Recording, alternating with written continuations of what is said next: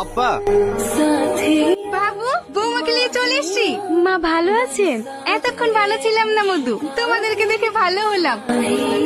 এই বাজা, তুই কি করে ভাবলি আমার ছেলেকে ফাঁসিয়ে এই বাড়িতে রাজত্ব করবি? তোকে এই বাড়িতে থাকতে দেবো না।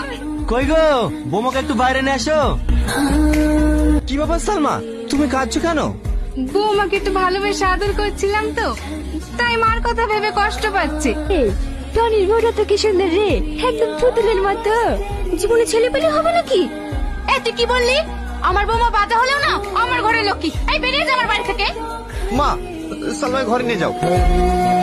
কি গো, তুমি বাড়িতে যে আজকে আমার মামাতো বোনের অনুষ্ঠান হচ্ছে, তুমি মার সঙ্গে যাওনি?